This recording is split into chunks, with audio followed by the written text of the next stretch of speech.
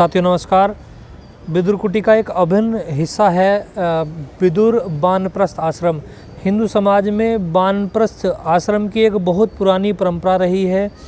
धर्मात्मा लोग आज भी इस आश्रम का पालन करते हैं। अपने सारे सांसारिक कार्यों एवं जिम्मेदारियों को पूरी करने के बाद जो समय ईश्वर की प्राप्ति में लगाना चाहते हैं, इस अपने उत्थान के लिए लगाना चाहते हैं, यहाँ साधना कर सकते हैं आकर।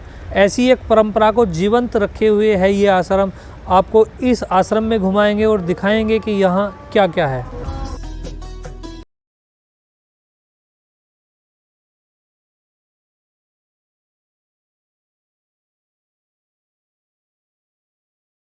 तो साथियों, हम पहुँचे हैं वानप्रस्थ आश्रम के जो औषधालय यहाँ पर बना हुआ है।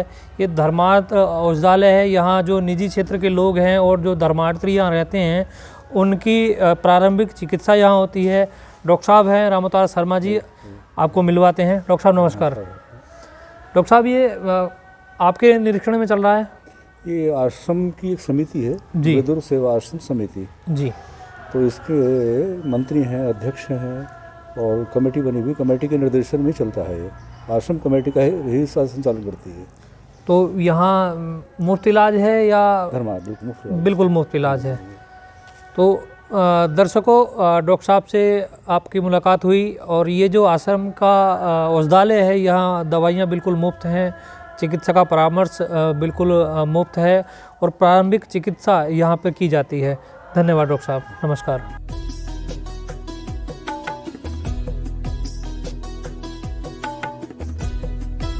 तो साथियों, यहाँ विदुर कुटी वानप्रस्थ आश्रम में एक पुस्तकालय भी बना हुआ है। पुस्तकालय का समय प्रातः 9 बजे है। अभी हम पहुँचे हैं तो अभी पुस्तकालय बंद हो चुका है।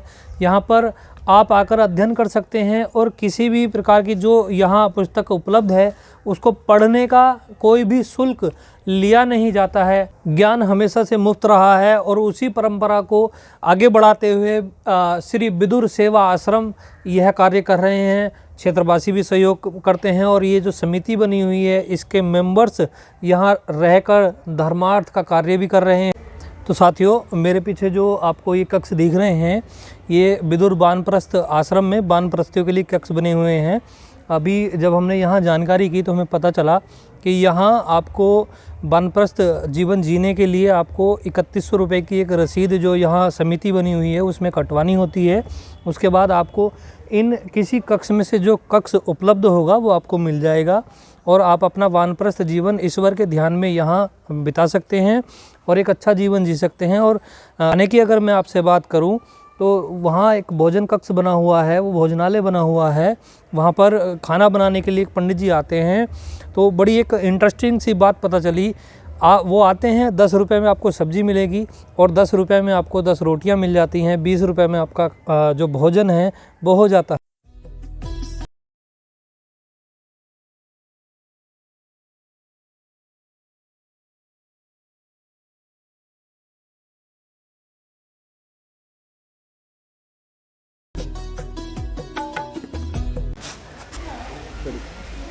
अब हम पहुँचे हैं विदुर कुटी स्थित एक प्राचीन गौशाला पे, जिसकी देखभाल अखिलेश शर्मा जी करते हैं।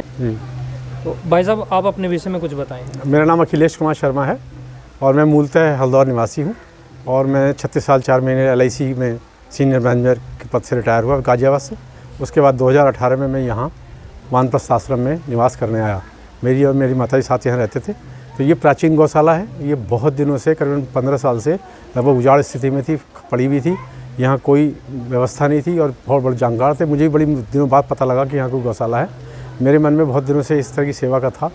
भगवान कृष्ण के आशीर्वाद से ये ऐसी स्थली है जहाँ उनके चरण पादुका पड़ी, पवित्र रज है। हमने 10 गाय जो है यहाँ पर उस दिन बांधी, जिनमें से 2 गाय उस समय दूध दे रही थी, 1 गाय और यहाँ ब्याह गई है। गौशाला में साफ़ सफाई करने के लिए हमने 2 आदमी रखे हुए हैं और समय पे इनका पूरा ध्यान रखा जाता है।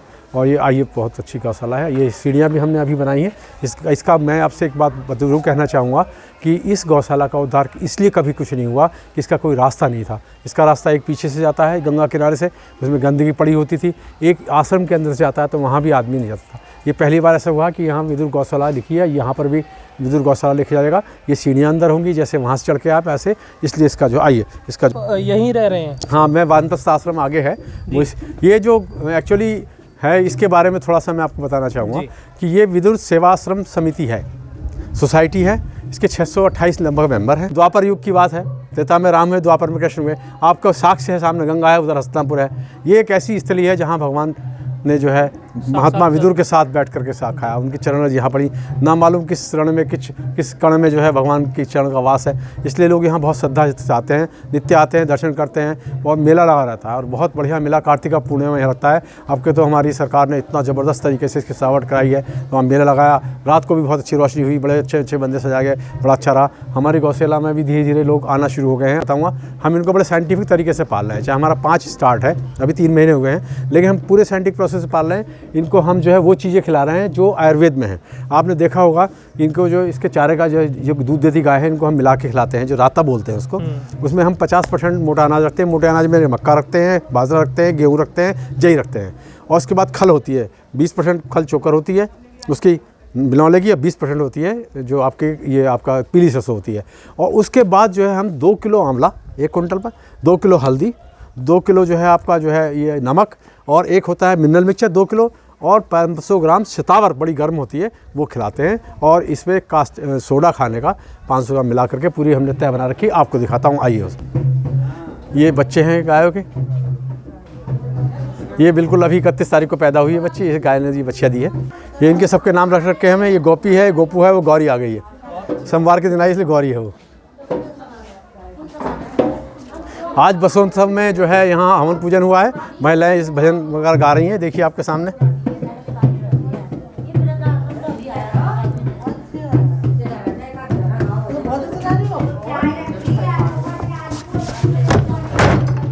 ये देखिए सर, ये इसकी लेयर बनाई हुई है, पकड़िए नहीं, ये देखिए ये सब लेयर बनाई है। इसमें सब सामान जो मैंने आपको बताया वो है।